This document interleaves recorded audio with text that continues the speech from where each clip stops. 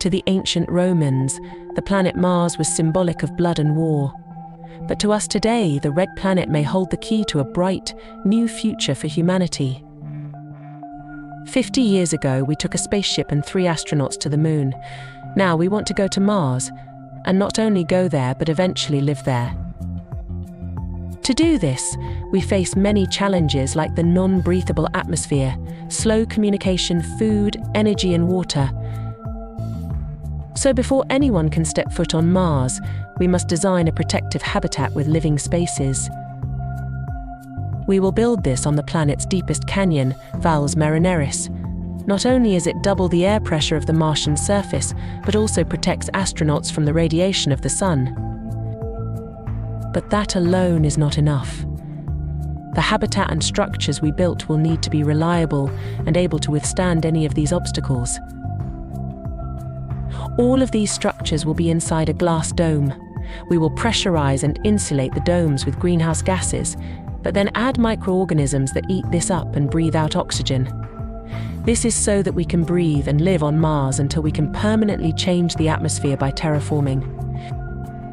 The plan to terraform is to get solar reflectors to reflect sunlight onto Mars and heat it up. Once it is heated to the right temperature, we can add cyanobacteria and phytoplankton to eat the CO2 and release oxygen. We are unsure how long this will take, which is why we need the first plan.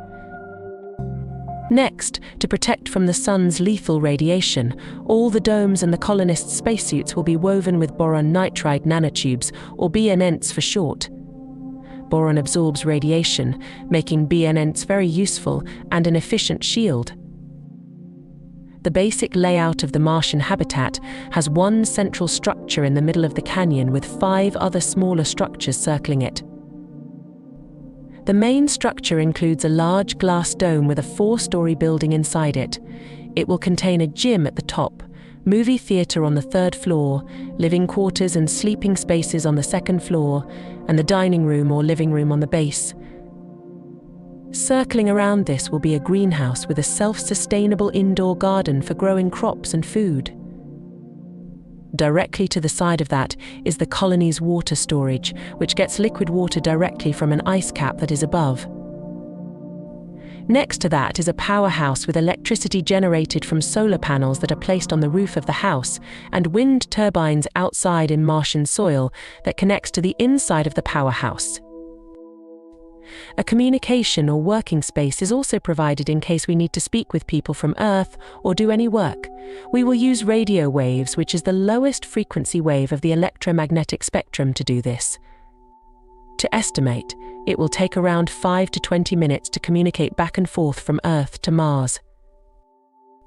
And finally, to keep colonists from boredom, a sports room is added with a field for soccer and football, court for basketball on the side, and a ping-pong table. The equipment for these sports are stored in a big box in the entrance of the dome.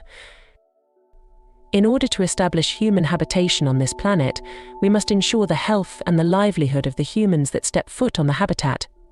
These plans are just the beginning, but a very important step to a successful colonization on Mars. Thank you for watching.